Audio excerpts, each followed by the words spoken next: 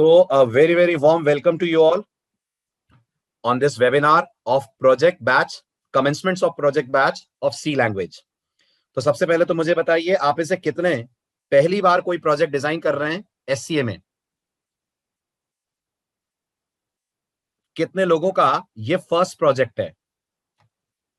Fine, very good, very good. ठीक है, मतलब आपकी लाइफ का ये फर्स्ट प्रोजेक्ट है, ये मान लो। आपने आज तक प्रोजेक्ट्स नहीं बनाए, सिर्फ आपने प्रोग्रामिंग करी है, आपने कॉन्सेप्ट सीखे हैं, but this will be the very first time जब आप कोई प्रोजेक्ट डिजाइन करेंगे। ठीक है, तो ये बैच कैसे चलेगा, ये प्रोजेक्ट बैच का इनिशिएटिव हमने क्यों लिया, ये सारी बातें मैं आपसे डिस्कस करने वाला हूं आज। तो आज का एजेंडा मैं आपको क्लियर कर दूं। आज के लेक्चर में हम जो पॉइंट्स डिस्कस करने वाले हैं, सबसे पहले हम हल्का सा डिस्कशन करेंगे सी प्रोग्रामिंग लैंग्वेज के बारे में। ठीक है, थोड़ी सी आपको सी की इंपॉर्टेंट बातें मैं बताऊंगा, थोड़ा सा आपको सी के बारे में मैं रिकॉल करवाऊंगा, तो आपको समझ में आएगा सी लैंग्वेज अपने आप में इतनी ज्यादा पावरफुल कैसे है। वैसे आप सब जानते होंगे, तो बहुत ज्यादा कुछ हम सी के बारे में आज बात नहीं करेंगे, क्योंकि आज हमारा नॉन टेक्निकल लेक्चर है। आज हम बात करेंगे ये बैच कैसे चलेगा, इसमें आप क्या क्या पढ़ेंगे, कौन सा प्रोजेक्ट हम बनाएंगे, उसके स्क्रीनशॉट्स कैसे दिखेंगे, किस तरीके से वो प्रोजेक्ट आप डिलीवर करेंगे, ये सारी बातें होंगी। कोर्स में क्या क्या कंटेंट कवर होगा, ये सब हम डिस्कस करेंगे। और मोस्ट इंपॉर्टेंटली, इस बैच को अटेंड करने के बेनिफिट्स क्या हैं, क्या फायदा है। वैसे मुझे बताने की जरूरत नहीं है, आपकी स्ट्रेंथ देखकर, आपका एक्साइटमेंट देखकर मुझे लग रहा है आप ऑलरेडी जानते हैं प्रोजेक्ट बैच अपने आप में कितना इंपॉर्टेंट होता है। आई थिंक आप इस बात पे मानते होंगे, लैंग्वेज पढ़ना एक बात है, लैंग्वेज आना एक बात है, और उसे ढंग से इंप्लीमेंट कर पाना दूसरी बात है। राइट? कोई भी कंपनी आपकी लैंग्वेज की नॉलेज छोटे छोटे क्वेश्चन पूछ के टेस्ट नहीं करती है, वो आपको एक टास्क देगी। अगर आप रिटर्न वाला पार्ट क्लियर कर लेंगे तो इंटरव्यू में आपको एक टास्क मिलेगा, और वो टास्क आपको उस लैंग्वेज के बेस पर क्लियर करना होगा। उससे कंपनी को पता चलता है आपका डेवलपमेंट कितना स्ट्रांग है, आप लैंग्वेज को इनसाइड आउट कितना समझते हैं। और ये बैच इसी पे फोकस्ड है। ये बैच उन स्टूडेंट्स के लिए है जिन्हें सी आती है, जिन्होंने सी पढ़ी हुई है, बस लैक ऑफ कॉन्फिडेंस है, क्योंकि ये नहीं पता सी में functions, pointer, pass by value, pass by reference, structure, ये सब कैसे लगाए जाते हैं। पढ़ा सब है, सिंटैक्स सबका पता है, बट ये नहीं मालूम उसको कैसे करते हैं प्रोजेक्ट के अंदर अप्लाई। कोई प्रोजेक्ट आता है तो कैसे बनाते हैं, क्या सीधे कोड लिखने बैठ जाते हैं, क्या सीधे हम लोग उसमें मेन बनाना शुरू कर देते हैं। ये सब चीजें आप इस बैच के अंदर सीखने वाले हैं, ये मानते हुए कि आपको प्रोग्रामिंग आती है, बस आपको उसे अप्लाई करना नहीं आता। आपको लूप पता है, बस आपको ये नहीं पता कि कब लेना चाहिए फॉर और कब लेना चाहिए वाइल। नोटिस करिएगा, लोगों को वाइल डू वाइल का फर्क पता होता है, बट इंटरव्यूज में वो मात खा जाते हैं जब इंटरव्यूअर पूछता है वाइल और फॉर में डिफरेंस क्या है, कहां फॉर लेना चाहिए, कहां वाइल लेना चाहिए। ये सब चीजें, छोटी छोटी बातें जो प्रोजेक्ट में आप सीखेंगे, जो क्वेश्चंस इंटरव्यूज में आएंगे, वो सब, और इंपॉर्टेंटली एक पूरी एप्लीकेशन आप डेवलप करेंगे, जिसे आप अपनी लिंक्डइन प्रोफाइल पे शो कर सकते हैं, जिसे आप अपने रेज्यूमे में दिखा सकते हैं अपने फ्यूचर एम्प्लॉयर्स को, अपने फ्यूचर इंटरव्यूअर्स को। ठीक, तो शुरुआत करते हैं विदाउट वेस्टिंग एनी टाइम। सबसे पहले हम बात करते हैं हम सी लैंग्वेज में ही प्रोजेक्ट क्यों डिजाइन कर रहे हैं। उसका सबसे बड़ा प्राइमरी रीजन ये है, सी बिगिनर्स लैंग्वेज होती है। मैं ये मानकर चलता हूं कि जिंदगी में आपने कभी प्रोग्रामिंग नहीं करी है, तो आपको सी से प्रोग्रामिंग शुरू करनी चाहिए। लोग कहते हैं जावा इतनी पावरफुल है, पाइथन मार्केट में इतनी अच्छे से काम कर रही है, बिल्कुल कर रही है, 100% कर रही है। लेकिन जावा की स्ट्रेंथ या पाइथन की स्ट्रेंथ आप एप्रिशिएट ही तब कर पाएंगे जब आपको प्रोग्रामिंग के बेसिक्स सी या किसी और लैंग्वेज में आते होंगे। जैसे हम मानते हैं पाइथन डायनेमिक लैंग्वेज है, पाइथन मेमोरी को डायनेमिकली मैनेज करती है। किसे समझ में आएगा डायनेमिक मैनेजमेंट क्या होता है जब तक उसने सी में मेमोरी के बेसिक्स ना पढ़े हों। तो सी नंबर 1 लैंग्वेज है उन लोगों के लिए जो सॉफ्टवेयर डेवलपमेंट में सीरियस हैं, जिंदगी में कभी लैंग्वेज नहीं पढ़ी, पहली बार प्रोग्रामिंग कर रहे हैं। आप उनसे एक कदम ऊपर हैं, बस आपने लैंग्वेज पढ़ी है, बस आपको उसे अप्लाई करना नहीं आता है। आपको पता है पॉइंटर्स क्या होते हैं, आपको पता है फंक्शन क्या होता है, बट यू डोंट नो कैसे कोई प्रोग्राम या प्रोजेक्ट बनाते वक्त डिसाइड करा जाता है कि पॉइंटर यूज करें, फंक्शन यूज करें, किस तरीके से चीजों को करें अप्लाई। क्या ऐसा है आप सबके साथ? आप मानते हैं आप इस फेज में हैं इस समय अपने प्रोग्रामिंग करियर में? प्रोग्रामिंग कर ली है लेकिन आता नहीं है उसको कैसे करना होता है अप्लाई। तो ये एक प्रोजेक्ट आप करिए, सीरियसली मेरे साथ इस प्रोजेक्ट को अप्लाई करिए, एक एक टास्क इस प्रोजेक्ट का करिए। आप देखिएगा विद इन अ मंथ आप अपने आप बहुत बड़ा चेंज पाएंगे। इतना तो कॉन्फिडेंस आ जाएगा कि आप फिर कोई भी प्रोजेक्ट आराम से सी लैंग्वेज में कर पाएंगे क्रैक। इनफैक्ट सी में ही नहीं, दुनिया की किसी भी लैंग्वेज में एक व्यू आपका क्रिएट हो जाएगा प्रोजेक्ट अप्लाई करने का। तो सबसे पहले हम बात करते हैं सी अपने आप में इतनी इंपॉर्टेंट एज अ लैंग्वेज क्यों है। आप सबको पता होगा सी की सबसे बड़ी स्ट्रेंथ है सी की एफिशिएंसी। आज भी आप मानते हैं दुनिया में अगर स्पीड के मामले में किसी लैंग्वेज का नाम लिया जाता है तो वो सी लैंग्वेज है? फटाफट बोलिए, मानते हैं? आज भी स्पीड के मामले में जावा और पाइथन सी से कई गुना पीछे हैं। यस, जावा बहुत अच्छी लैंग्वेज है। मैं खुद जावा पाइथन के इतने सारे क्लासेस लेता हूं, इतना मुझे जावा पाइथन पढ़ानी होती है, बच्चों को सिखानी होती है, लेकिन फिर भी अगर आप न्यूट्रल डिसीजन मुझसे लें कि स्पीड वाइज कौन सी लैंग्वेज बेस्ट है, तो मुझे नहीं लगता है बोलने की जरूरत है C++ दुनिया की बेस्ट लैंग्वेजेस हैं when it comes to speed. अगर आपको लगता है सर स्पीड मैटर करती है क्या, बिल्कुल करती है। जितने ऐसे प्रोग्राम्स होते हैं जहां पर 1 सेकंड की भी देरी बहुत बड़ा डिजास्टर क्रिएट कर देगी, जिनको हम बोलते हैं रियल टाइम एप्लीकेशंस, वहां पर स्पीड मैटर करती है। और अगर आपके कोड में आपको स्पीड चाहिए तो एक ही लैंग्वेज है जो आपको स्पीड देगी, and that language is basically C programming language. तो सी बेहद एफिशिएंट लैंग्वेज है when it comes to speed. Next, क्या सी हमें हार्डवेयर और कोई भी एड्रेस एक्सेस करने देती है? हाँ, करने देती है। क्या सी में पॉइंटर्स होते हैं? हाँ, सी में पॉइंटर्स होते हैं। एज अ डेवलपर हम अपने कंप्यूटर के किसी भी पार्ट का एड्रेस सी से एक्सेस कर सकते हैं। यस, ना सिर्फ एक्सेस कर सकते हैं, आप उन पार्ट्स को वाया सी मैनिपुलेट भी कर सकते हैं। वाया सी आप उन्हें चेंज भी कर सकते हैं। यही कारण है कि सी प्रोग्रामिंग लैंग्वेज के अंदर पोर्टेबिलिटी में समझाता हूं निशान, अभी समझाता हूं पोर्टेबिलिटी। यानी सी प्रोग्रामिंग लैंग्वेज के अंदर आप अपने प्रोग्राम से प्रिंटर कंट्रोल कर सकते हैं, आप अपने प्रोग्राम से स्कैनर कंट्रोल कर सकते हैं। There are lot many devices जो आप अपने प्रोग्राम के थ्रू कंट्रोल कर पाएंगे। Is this clear? समझ आया? इसलिए आपने डिवाइस ड्राइवर नाम सुना है? Have you heard the name device driver, जो आप सी प्रोग्रामिंग लैंग्वेज के अंदर डेवलप कर सकते हैं। ओके, 2 मिनट का मैं पॉज ले रहा हूं। एडमिन की तरफ से कुछ कॉल आ रहा है, शायद कुछ लोगों को एंटर होने में दिक्कत हो रही है। जस्ट 2 मिनट का पॉज करिएगा। I am pausing the session just for 2 minutes. Okay,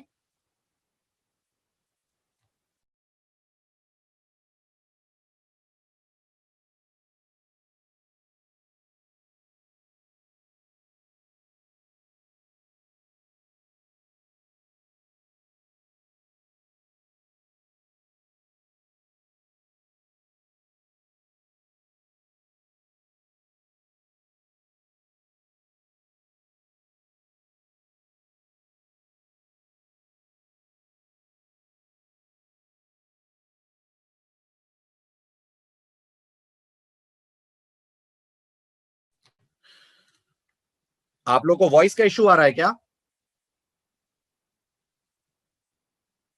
voice clear है? समझ आ रहा है? राइट। तो मैंने कहा सी लैंग्वेज की स्ट्रेंथ जो सबसे बड़ी आपको मार्केट में मिलती है, वो ये मिलती है कि आप वाया सी अपने कंप्यूटर के डिवाइसेस को कंट्रोल कर सकते हैं। यही कारण है कि सी में सबसे ज्यादा पॉपुलर तौर पे लोग डेवलप करते हैं डिवाइस ड्राइवर्स। अब मुझसे पूछा है आप में से किसी ने, पोर्टेबिलिटी का मतलब क्या होता है? पोर्टेबिलिटी का मतलब होता है ऐसी लैंग्वेजेस जो एक से ज्यादा प्लेटफॉर्म्स पे एग्जीक्यूट हो पाए। दोबारा सुनिएगा, पोर्टेबिलिटी का मतलब होता है ऐसी लैंग्वेजेस जो एक से ज्यादा प्लेटफॉर्म्स पे एग्जीक्यूट हो पाए। तो आप मुझे बताइए, क्या सी मैक पे रन होती है? क्या हम सी के प्रोग्राम्स मैक पे रन कर सकते हैं?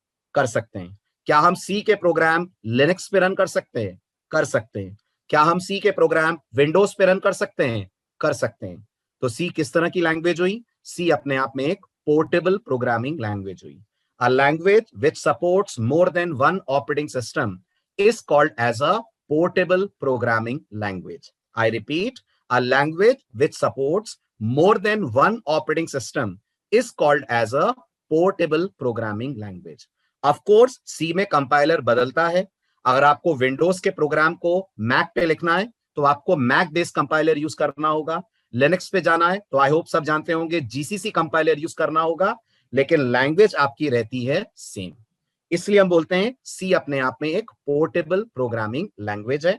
नंबर 2, मैंने कहा सी आपको मेमोरी को बेहतर ढंग से मैनिपुलेट करने देती है।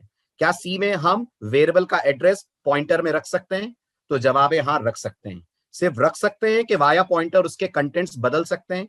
बिल्कुल, वाया पॉइंटर उसके कंटेंट्स बदल सकते हैं। और जब आप ऐसा करते हैं तब आप मेमोरी को कर रहे होते हैं मैनिपुलेट। जब आप ऐसा करते हैं तो आप मेमोरी को कर रहे होते हैं मैनिपुलेट।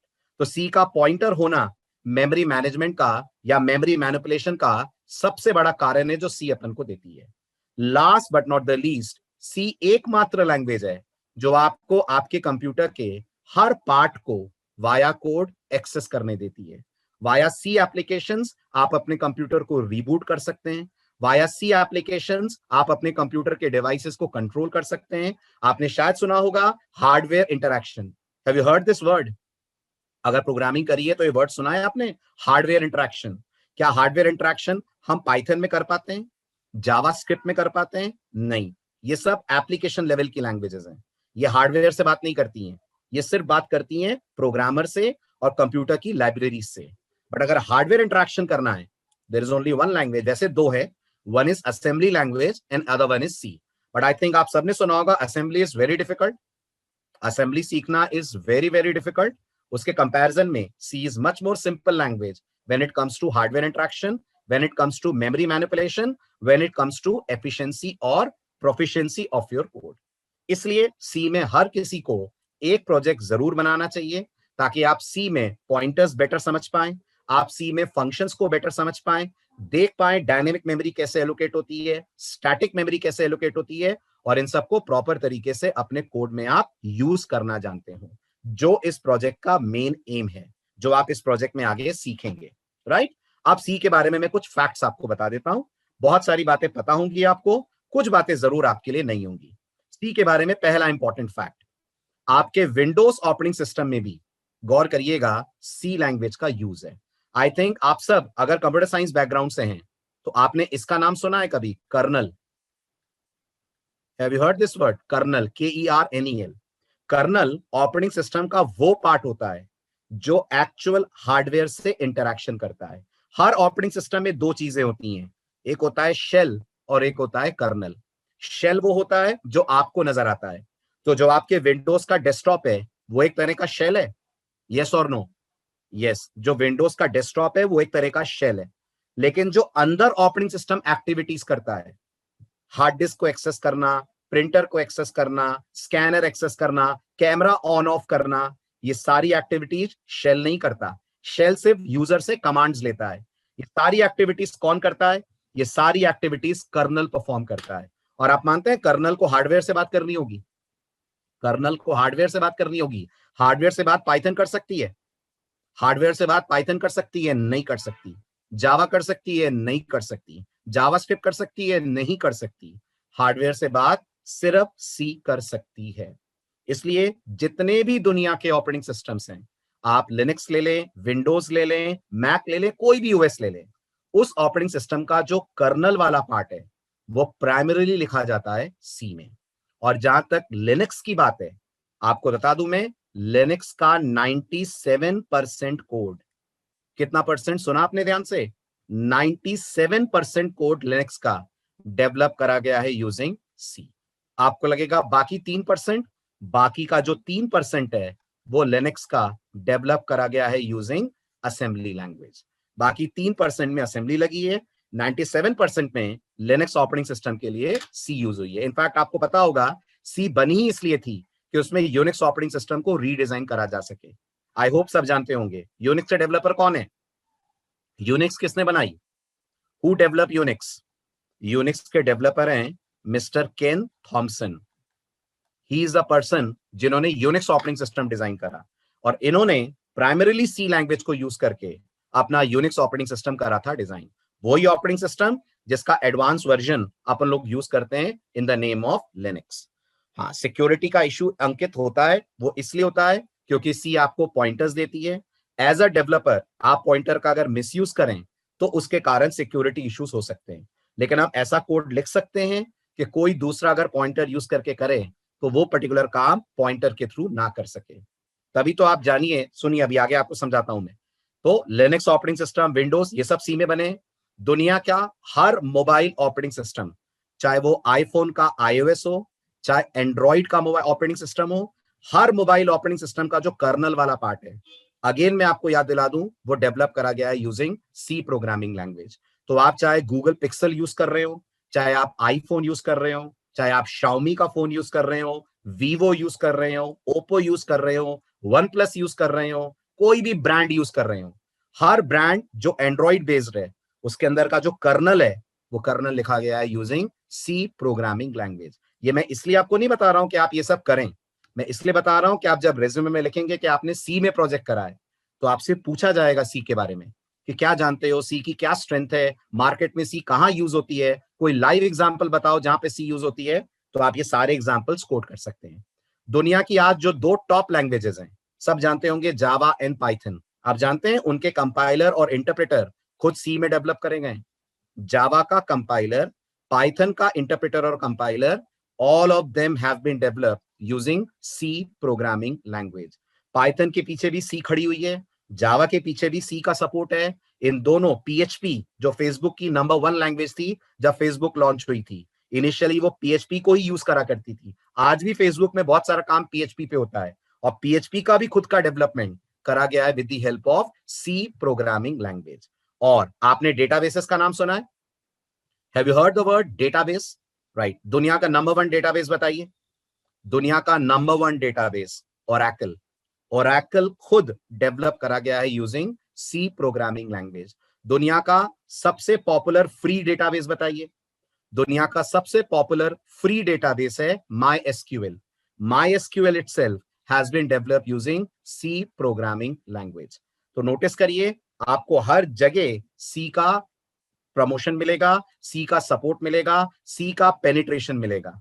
सी ऑपरेटिंग सिस्टम्स में है, सी ड्राइवर्स में है, सी लैंग्वेजेस में है, और डेटाबेसेस के अंदर भी आपको देखने को मिलती है सी प्रोग्रामिंग लैंग्वेज।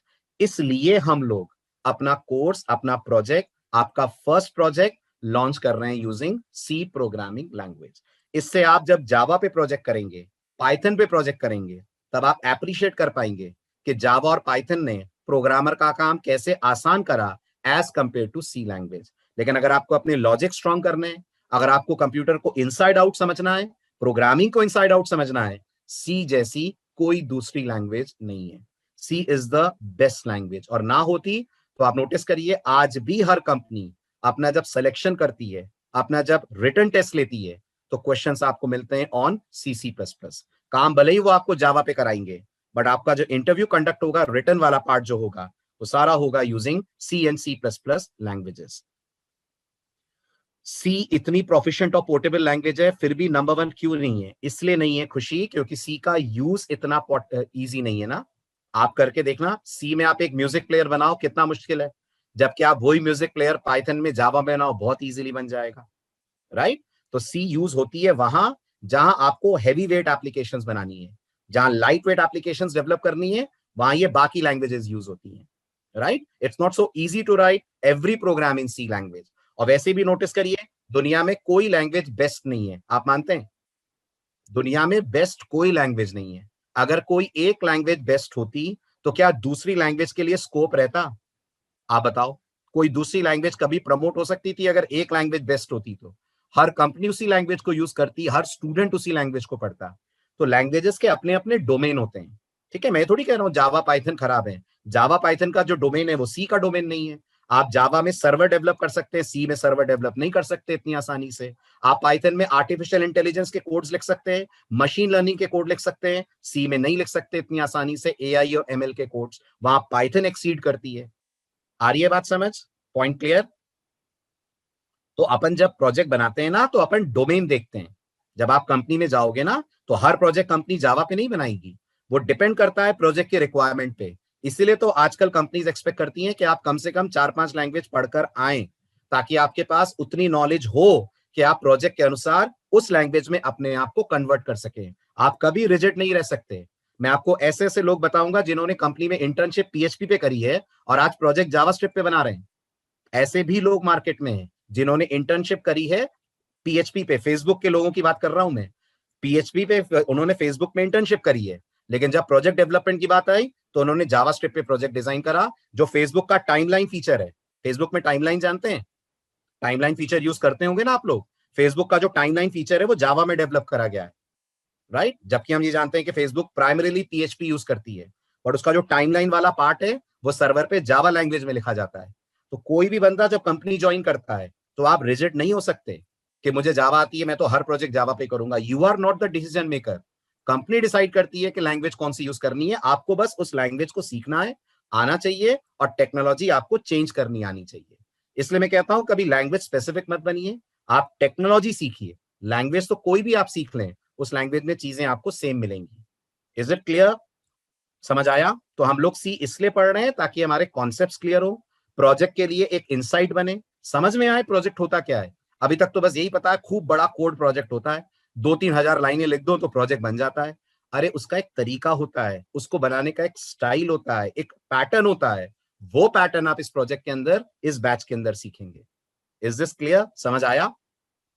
राइट? चलिए, अब इस वर्कशॉप के अंदर आप क्या क्या करने वाले हैं, ये वर्कशॉप शुरू कैसे हुई, तो मैं आपको बता दूं, ये वर्कशॉप हमने स्टार्ट करी थी 2017 से। कितने साल बीत गए इस वर्कशॉप को चलते चलते? 3 साल हो गए। हर साल में अगर आप 2 सेमेस्टर्स लेकर चलें तो हम लोगों ने ओवरऑल हर साल 2-2 प्रोजेक्ट करके 6 से 7 प्रोजेक्ट, कोविड के कारण पिछला ईयर हमारा उतना अच्छा नहीं गया, प्रोजेक्ट उतना अच्छा हम नहीं कर पाए बिकॉज ऑफ कोविड। बाकी थ्रू आउट हमने हर सेमेस्टर में, हर साल में 2-2 बार इन प्रोजेक्ट बैचेस को लॉन्च कराए। ठीक, मेनली ये प्रोजेक्ट बैच मैं जानता हूं, मैं पढ़ाता हूं तो मुझे पता है, मैं बोलता हूं 100% स्टूडेंट ग्रास्प करता है 80%, और जब कोड लिखने की बारी आती है तो वो रह जाता है 50%। ऐसा होता है ना सर? आप समझाते हो, समझ में आता है, बट जब खुद लिखते हैं तो कोड लिखते नहीं बनता, लॉजिक क्लिक नहीं करते हैं कि कैसे करना है। फिर कोई बताता है तो लॉजिक बनने लगता है एकदम से, लेकिन तब भी नहीं बनता है। This is lack of practice, this is lack of practical knowledge. आपको अप्लाई करना चीजें नहीं आता है, वो अप्लाई करना आप यहां सीखेंगे। या आपको छोटी छोटी प्रॉब्लम्स मिलेंगी, प्रॉब्लम्स जो प्रोजेक्ट की रियल वर्ल्ड प्रॉब्लम्स हैं, उन प्रॉब्लम्स को आप सॉर्ट करना सीखेंगे, सॉल्व करना सीखेंगे इसके बेसिस पर, राइट? तो मेनली ये आपकी प्रैक्टिकल स्ट्रेंथ को इंप्रूव करने के लिए। आज तक हम लोगों ने मोर देन 3600 डेवलपर्स को इस प्रोजेक्ट पे ट्रेन करा है, इन प्रोजेक्ट बैचेस पे ट्रेन करा है। टिल डेट हम लोगों ने जो प्रोजेक्ट बैचेस लॉन्च करें उसके हिसाब से हम लोगों ने 4 प्रोजेक्ट्स बना लिए, और ये हमारा 5th प्रोजेक्ट होगा जो आपको इस बैच में मैं करा रहा हूं। इसकी रेटिंग आपको हमारी वेबसाइट पे मिलेगी। इट इज 5 में से 4.6 की रेटिंग आपको इस प्रोजेक्ट बैच की मिलेगी। हालांकि नंबर 1 रेटेड बैच जावा का है, but C is not far behind. C की 4.6 की रेटिंग आपको इन स्टूडेंट्स और डेवलपर्स की तरफ से इस बैच की मिलने वाली है। अब आप ये जानना चाहेंगे, ये हमारा ऑफलाइन प्रोजेक्ट बैचेस होते थे, इस बार पहली बार है कि बिकॉज ऑफ कोविड हमको ये सारे बैचेस कंडक्ट करने पड़ रहे हैं ऑनलाइन। अभी जावा का प्रोजेक्ट बैच खत्म हुआ है, आप जानते होंगे पाइथन का चल रहा है, इस बीच में आपका सी का प्रोजेक्ट बैच स्टार्ट हो रहा है, और 2021 में जनवरी में भी आपको जावा के, पाइथन के, सी प्लस प्लस के प्रोजेक्ट बैचेस मिलते रहेंगे। क्योंकि हम लोग का ये मानना है, जितना आप पढ़ते हुए नहीं सीखते हैं उतना आप 1 महीने के प्रोजेक्ट बैच में सीख जाते हैं। जितना पढ़ते हुए आपको अप्लाई करना नहीं आता है उतना आपको 1 महीने के प्रोजेक्ट बैच में आ जाएगा। आप देखिएगा, जब आप अप्लाई करेंगे, जब प्रॉब्लम सॉल्विंग होगी, तो आप इस प्रोजेक्ट बैच में काफी सारी चीजें अप्लाई करना सीखेंगे। अब मैं आपको ग्लिम्स दे दूं, हमने आज तक क्या क्या प्रोजेक्ट डेवलप कर रहे हैं। हमने एक प्रोजेक्ट डेवलप करा है कार रेंटल सिस्टम का। आप अगर कहीं घूमने जाते हैं किसी सिटी में, आपके पास अपना व्हीकल नहीं है, तो आप वहां कार रेंट पे हायर करते हैं। तो अगर आप कोई कार रेंट पे लेते हैं तो रेंट वाला कैसे कार का रेंटल मैनेज करता है, लग्जरी कार्स का रेंटल कैसे मैनेज करता है, नॉर्मल कार्स का रेंटल कैसे मैनेज करता है, रिटर्न रेंटल की क्या होती है, अगर उतनी देर में कार नहीं आई तो कैसे उसको कार रेंटल वाला बंदा ट्रैक करेगा, ये सारी चीजें इस पर्टिकुलर प्रोजेक्ट के अंदर हमने करी। सेकंड प्रोजेक्ट जो हमने बनाया वो एक गेम था, which was snake and ladder. Very popular game, आजकल लूडो चल रहा है, हमने लूडो का भाई बनाया था, that was snake and ladder, जिसमें आप स्नेक एंड लैडर बिल्कुल वैसे ही इस गेम को खेल सकते हैं जैसे आप अपने डिवाइस पे या मोबाइल पे इसको प्ले करते होंगे। देन हमारा बिलिंग सिस्टम था सुपरमार्केट का, जो आपके डे टू डे में जाकर आपने देखा होगा, जहां पर आपने इसको यूज करा होगा while generating the bill of the grocery you have purchased. इसके अलावा एक लाइब्रेरी मैनेजमेंट सिस्टम था। एंड फाइनली अब जो हम इस बार बनाने वाले हैं वो हमारा 5th प्रोजेक्ट होगा, जिसकी डिटेल्स मैं आपको अभी देने वाला हूं। बट इससे पहले कि मैं आपको उस प्रोजेक्ट की डिटेल्स दूं, बहुत जरूरी है इस बैच की कुछ की फीचर्स मैं आपको बता दूं। जैसा मैंने कहा, इस बैच का प्राइमरी एम सी पढ़ाना नहीं है। इस बैच का प्राइमरी एम है आपका प्रोजेक्ट डेवलपमेंट करना, आपको यह सिखाना कि कोई लैंग्वेज सीखने के बाद उसको कैसे आप करते हैं प्रैक्टिकली अप्लाई, कैसे किसी प्रॉब्लम को लैंग्वेज के थ्रू आप सॉल्व करते हैं। उसके बाद मैं हर बार ये बात बोलता हूं, आज आपके सामने फर्स्ट टाइम बोल रहा हूं, हर बैच में बोलता हूं, एक स्टूडेंट का कोड लिखने का तरीका और एक प्रोफेशनल के कोड लिखने के तरीके में फर्क होता है? जल्दी बताइए। एक प्रोफेशनल अगर कोई कोड लिखता है और आप अगर कोई कोड लिखते हैं, उसमें डिफरेंस होता है? होता है। जो प्रोफेशनल होगा वो इंडस्ट्री की गाइडलाइंस को फॉलो करेगा। आपको नहीं पता इंडस्ट्री गाइडलाइंस क्या कहती हैं, आपको इस प्रोजेक्ट बैच में पता चलेगा हम फंक्शंस कैसे डिक्लेयर करते हैं। आपको मैं पढ़ाते वक्त कई बार बोलता था ना, हमें अपनी हेडर फाइल अलग बनानी चाहिए, हमें अपनी लाइब्रेरीज अलग रखनी चाहिए, ताकि हम वो हेडर फाइल दूसरे प्रोजेक्ट्स में यूज कर पाए। हम इस प्रोजेक्ट में ये करेंगे, हम अपनी सेपरेट हेडर फाइल्स बनाएंगे, सेपरेट लाइब्रेरी फाइल्स बनाएंगे और उन्हें क्लब करेंगे अपने प्रोग्राम के साथ। ऐसा ही रियल वर्ल्ड में होता है। कोई रियल वर्ल्ड में सारा का सारा प्रोग्राम उठाकर एक ही डॉट सी फाइल के अंदर नहीं रखता। हमारे प्रोजेक्ट में मल्टीपल डॉट सी फाइल्स होंगी। एक डॉट सी फाइल के अंदर सिर्फ डिक्लेरेशन होंगे। आप याद करें, सी में भी ऐसा ही होता है ना, हेडर फाइल में सिर्फ डिक्लेरेशन ही होते हैं ना, बॉडी नहीं होती है। और जब हम लोग सी पढ़ते हैं तो हम लोग सब कुछ एक ही प्रोग्राम में बना देते हैं। इस बार आप पहली बार देखेंगे प्रोग्राम को स्प्लिट कैसे करते हैं।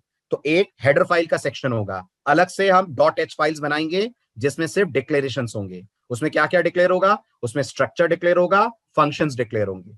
फिर हम दूसरी फाइल बनाएंगे जिसमें फंक्शंस की बॉडी लिखेंगे। बॉडीज कहां लिखी जाती हैं? Everyone please respond. किसी भी फंक्शन की बॉडी सी में कहां होती है? लाइब्रेरी फाइल्स में। तो हम अपनी लाइब्रेरीज बनाएंगे और फिर हमारी मेन फाइल होगी जो इन लाइब्रेरी फाइल्स को यूज करेगी। ये पढ़ाते वक्त सिर्फ आपको मैंने कहा था ऐसा होता है, वी नेवर डिड दैट, हमने कभी उसको करके नहीं देखा।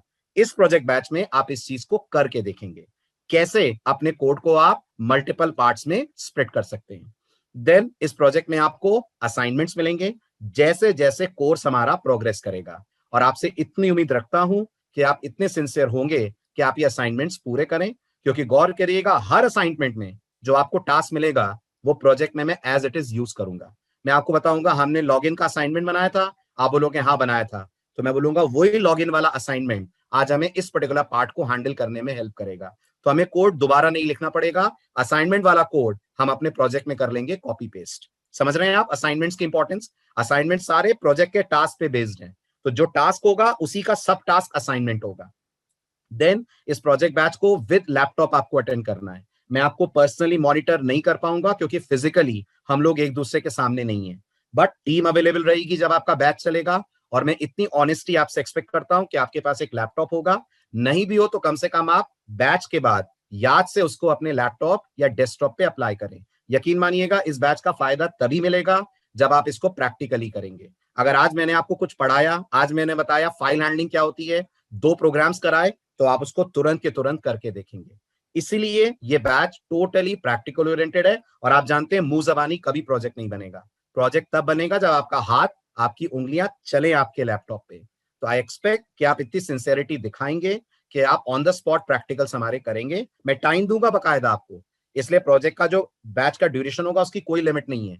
अगर वो 1 घंटे का बैच है तो वो 1.5 घंटे 2 घंटे भी चल सकता है, depending on your grasping power. आप कितना समझ रहे हैं, आपको कितना इजीली आ रहा है। और आ रहा है तो नो इश्यूज, हम स्पीड बढ़ा भी सकते हैं। वो मुझे 2-3 दिन में समझ आ जाएगा आपसे इंटरेक्ट करके, जैसे जैसे मैं बैच को कंडक्ट करता जाऊंगा। देन थर्ड, इसमें पूरा सर्टिफिकेट मिलेगा, ऑफिशियल सर्टिफिकेट मिलेगा बकायदा। आप भी दिखाऊंगा मैं आपको सर्टिफिकेट की इमेज, जिसमें लिखा होगा कि आपने प्रोजेक्ट बनाया है under Sharma computer academy design करा। इनफैक्ट शर्मा कंप्यूटर अकेडमी में नहीं, जो हमारी सॉफ्टवेयर डेवलपमेंट फर्म है A2I, उसका लोगो, उसका नाम आपको मिलेगा। तो बकायदा आप दिखा सकते हैं कि आपने कंपनी में इस प्रोजेक्ट को करा है design, right. Finally soft copy आपके पास होगी और मैं जो आपको पढ़ाऊंगा उससे रिलेटेड स्लाइड्स और नोट शेयर होंगे।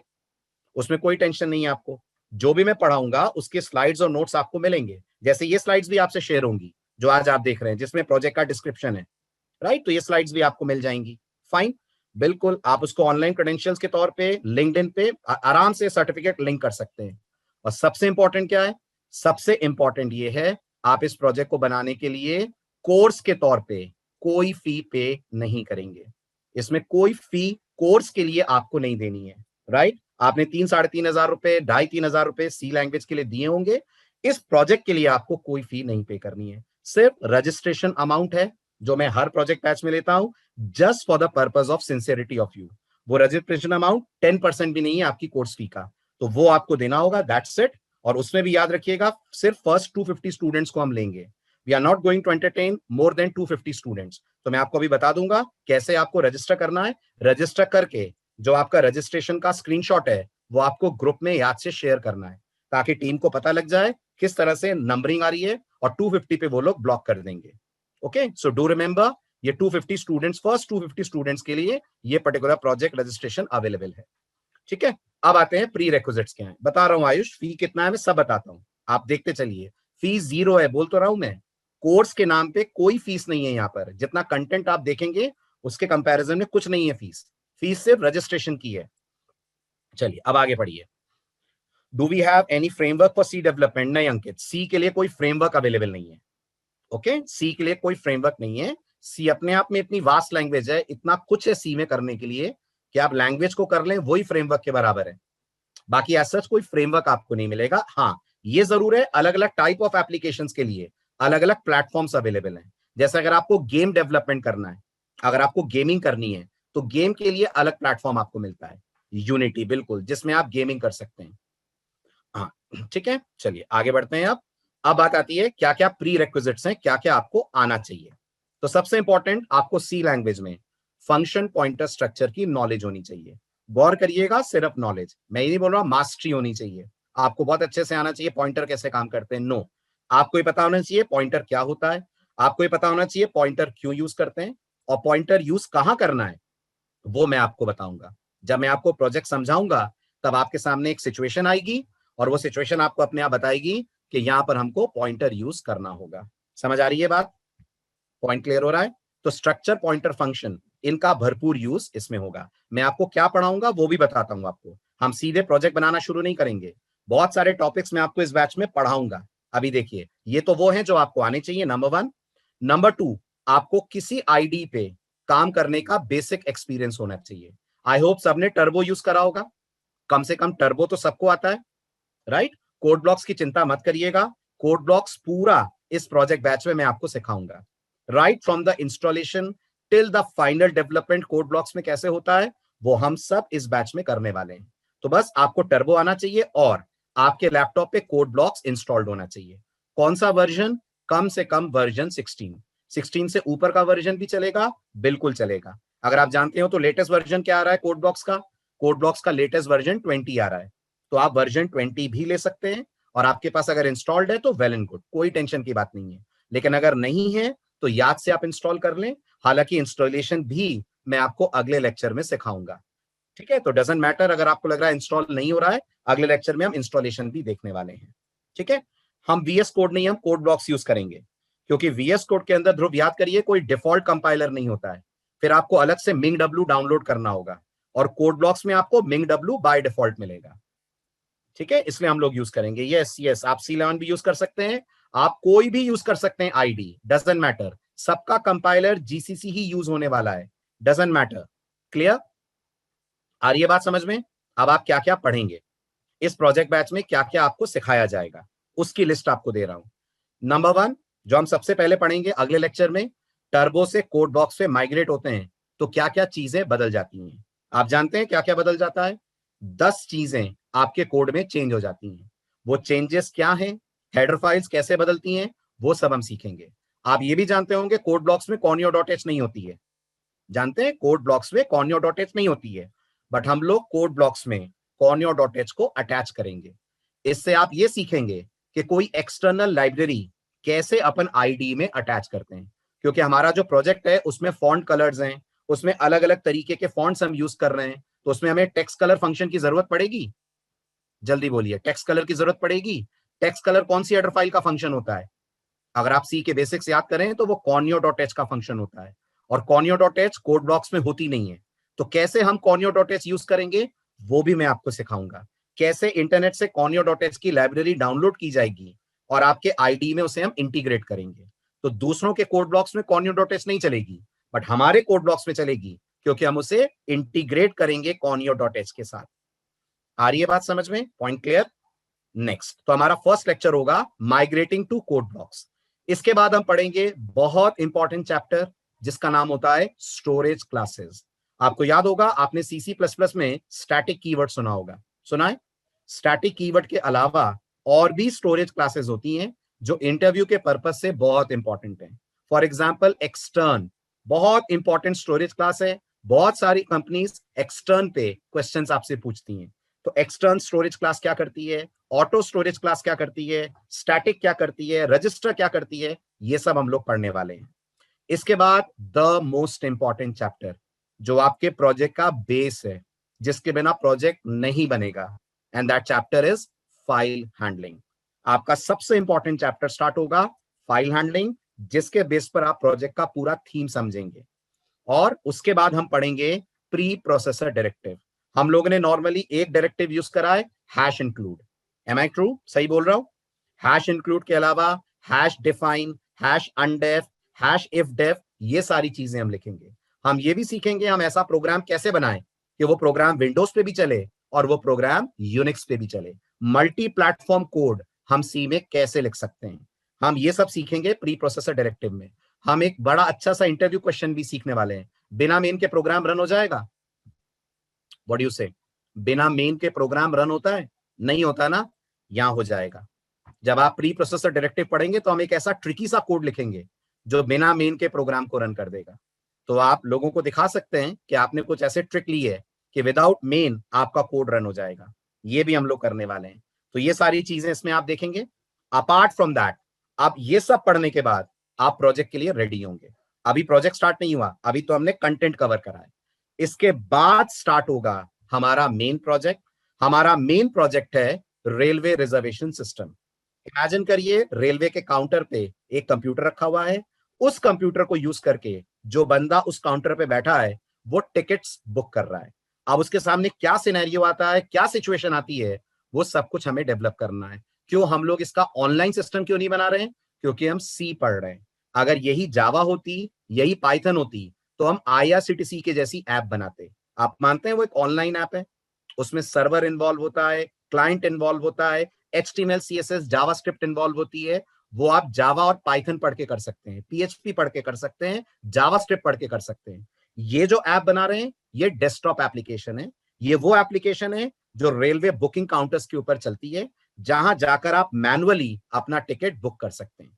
तो ये एक एप्लीकेशन होगी हमारी जो कस्टमर्स का, टिकट्स का, ट्रेन का पूरा डेटाबेस मेंटेन करेगी। डेटाबेस कहां मेंटेन होगा? डेटाबेस मेंटेन होगा फाइल के अंदर। तो वाया फाइल आप सारी डिटेल्स रखेंगे। यस, जीयूआई वाले पार्ट पे आएंगे हम। ठीक है, इसके अंदर आप देखेंगे क्या क्या ऑप्शंस उस पर्टिकुलर ऐप के थ्रू आप उसके यूजर्स को दे सकते हैं। अब मैं आपको मॉड्यूल्स बताता हूं जो हमारी ऐप में है। हमारी इस एप्लीकेशन के अंदर दो इंपॉर्टेंट मॉड्यूल्स हैं। पहला इंपॉर्टेंट मॉड्यूल है ट्रेन से रिलेटेड इंफॉर्मेशन। फॉर एग्जाम्पल, अगर ट्रेन में टिकट बुक करना है तो ट्रेन की इंक्वायरी करी जाएगी।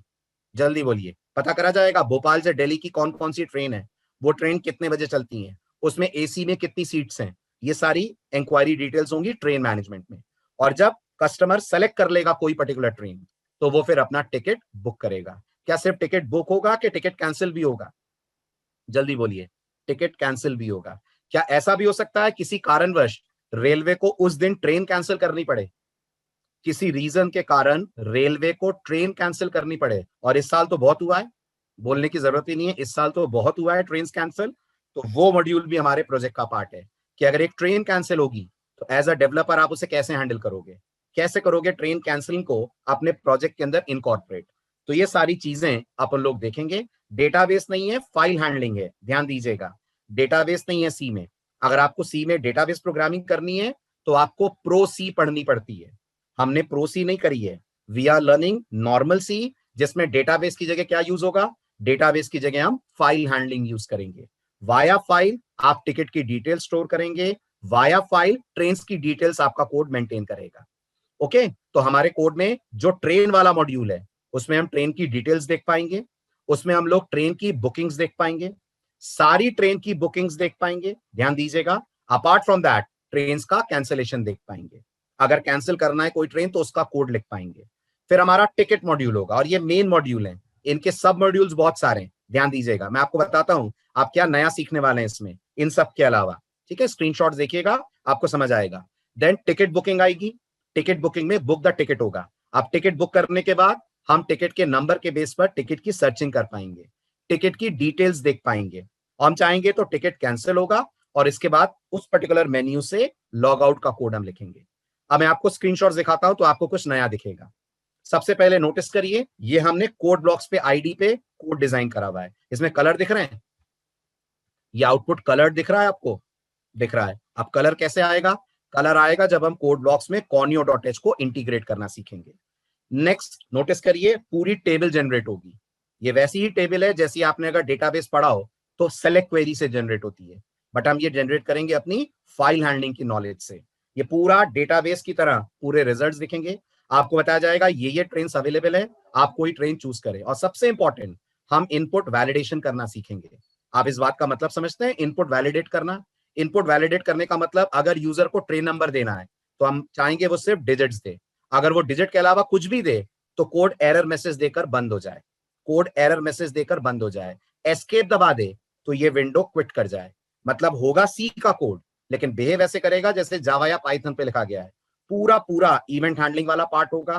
पूरे कीबोर्ड इनपुट्स को हम ट्रैक करेंगे कि इनपुट में इंटीजर सही आया है कि नहीं। जैसे अगर किसी ने अपना नाम टाइप करा है तो नाम के अंदर अल्फाबेट्स आने चाहिए, डिजिट्स वगैरह को हम ब्लॉक करना चाहेंगे।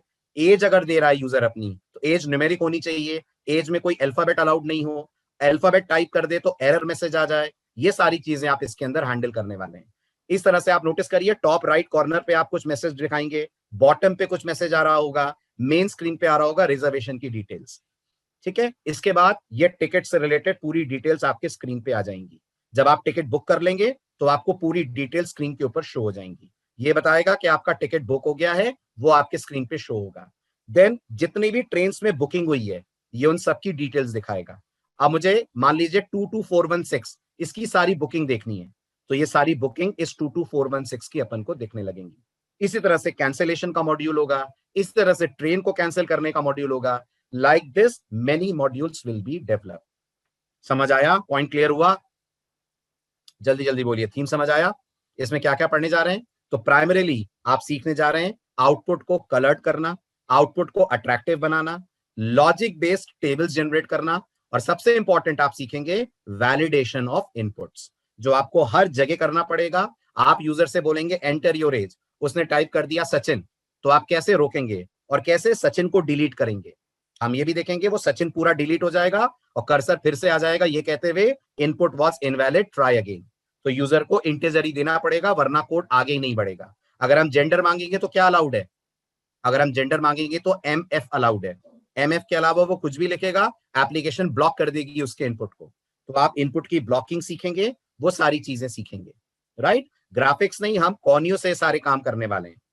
ओके, बिल्कुल बिल्कुल। आप डीबगिंग का पार्ट भी देखेंगे, इसमें हार्ड नहीं होगी डीबगिंग, डीबगिंग हार्ड नहीं होगी क्योंकि कोड आप समझ के लिखेंगे ना, तो आपको पता लगेगा कोड में अगर फ्लॉ आ रहा है तो कहां पर आ रहा है। जहां भी कोड में प्रॉब्लम आएगी, ब्रेक होगा कोड, अपन को दिख जाएगा। और वैसे भी हम कोड ब्लॉक्स यूज कर रहे हैं, कोड ब्लॉक्स का डीबग फीचर टर्बो से ज्यादा एडवांस है। ठीक है, अब आपके बैच का मैं आपको शेड्यूल बता दूं। जो आपके बैच की फर्स्ट क्लास है, ध्यान दीजिएगा, वो वेंसडे को है evening 9 PM। Everyone is getting this? जो आपकी फर्स्ट क्लास है वो वेंसडे को है इवनिंग 9 PM। हमने पूरी कोशिश करी है आपके कॉलेज के साथ ये बैच क्लैश ना करे। तो वेंसडे को इवनिंग 9 PM हमारा फर्स्ट लेक्चर होगा। जो बैच का स्केड्यूल है वो ये है, बैच रहेगा सैटरडे संडे और वेंसडे। सैटरडे और संडे सुबह 9 बजे रहेगा, वेंसडे शाम को 9 बजे रहेगा। प्लीज ध्यान दीजिएगा, सैटरडे और संडे सुबह 9 बजे रहेगा, वेंसडे शाम को 9 बजे रहेगा। आपको सिर्फ सैटरडे एडजस्ट करना है, संडे कॉलेज होगा नहीं तो मॉर्निंग 9 o'clock पे हम पढ़ेंगे और वेंसडे को शाम को 9 o'clock पे हम लोग पढ़ने वाले हैं। ये हमारे बैच का स्केड्यूल चलेगा। बाकी हम इसमें वेरिएशन कर सकते हैं as per the requirement, but अभी प्राइमरीली ये, हाँ मैं मॉर्निंग में ले सकता हूं दिशांक, बट प्रोवाइडेड सब लोग अवेलेबल हो मॉर्निंग में। बहुतों के कॉलेज होंगे ना मॉर्निंग में, बहुतों के कॉलेज होंगे ना वेंसडे मॉर्निंग, है ना, इसलिए मैंने इवनिंग 9 PM का टाइम रखा है ताकि आप आराम से सारे कामों से फ्री होकर इस बैच को अटेंड कर पाए। तो हमारा फर्स्ट लेक्चर इवनिंग 9 PM है। ठीक है, 9 PM is okay with everyone? Give me a yes if it's okay with you. 9 PM is okay, right? मैं भी सारे बैचेस लेकर फ्री हो जाऊंगा तो आराम से आपके बैच को कंडक्ट कर पाऊंगा।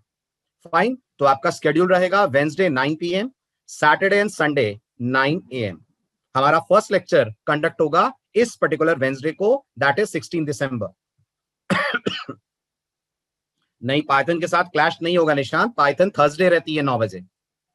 पाइथन का प्रोजेक्ट बैच थर्सडे 9 बजे है, और सैटरडे संडे वाला प्रोजेक्ट बैच पाइथन का 10 o'clock या 10:30 हो जाएगा।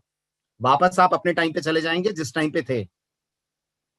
ठीक है, हाँ दे रहा हूं, फी रिलेटेड इंफॉर्मेशन भी दे रहा हूं। सर्टिफिकेट आपको कैसा इशू होगा, ये आपके सामने सर्टिफिकेट है, नोटिस करिए, जो आपको इशू होकर मिलेगा, जिसमें आपको कंपनी का नाम, ऑर्गेनाइजेशन का नाम, सारी डिटेल्स यहां पर आपको प्रेजेंट होकर मिलेंगी। ठीक है, अब प्रोजेक्ट कंप्लीशन के सर्टिफिकेट के लिए कुछ कंडीशंस हैं। नंबर 1 कंडीशन, आपकी अटेंडेंस 100% होनी चाहिए। अटेंडेंस हमें चाहिए, ऑनलाइन प्लेटफॉर्म पे अटेंडेंस आपकी ट्रैक होगी पूरी। नंबर 2, प्रोजेक्ट में आपकी सेटिस्फैक्टरी परफॉर्मेंस होनी चाहिए। बैकअप्स अवेलेबल है, कोई प्रॉब्लम नहीं है दीपक, बैकअप अवेलेबल है। आप एक जेन्युइन रीजन के साथ मेल ड्रॉप करेंगे तो एडमिन आपको बैकअप अरेंज करके दे देंगे।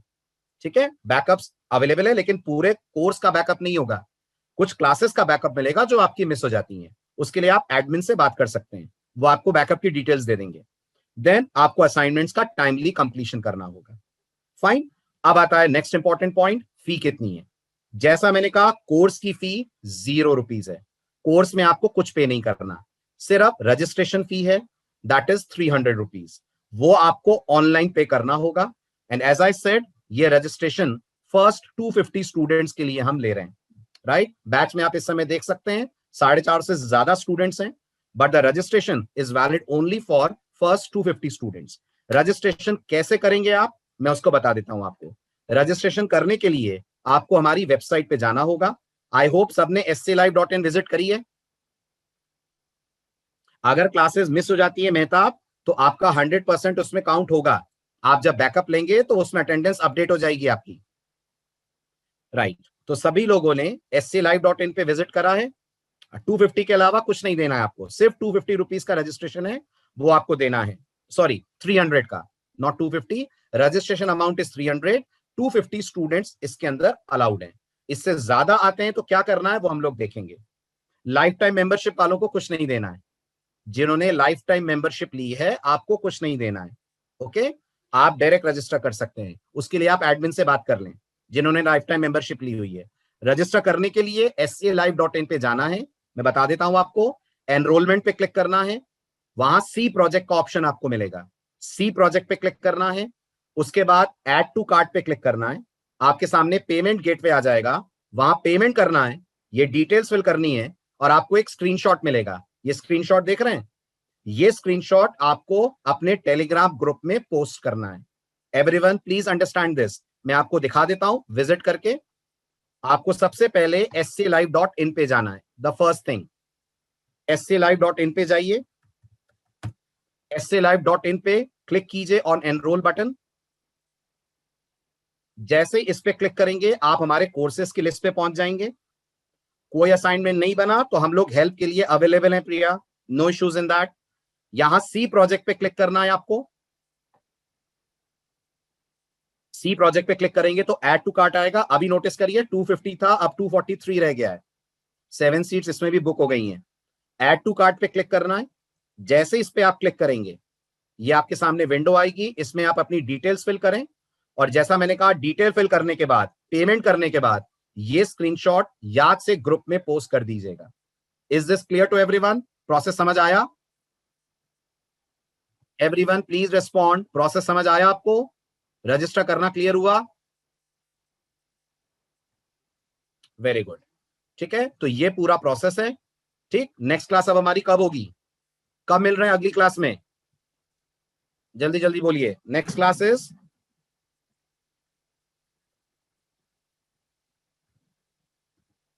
ऑन वेंसडे, राइट, 16 दिसंबर। कितने बजे? What time? At 9 PM। Okay, so will meet on Wednesday. Start करेंगे कोड ब्लॉक्स आईडी से रिलेटेड डिस्कशन, और उसके बाद हम बात करेंगे नेक्स्ट इंपॉर्टेंट टॉपिक की, that is storage classes. Okay, bye bye everyone, take care, see you in the next lecture.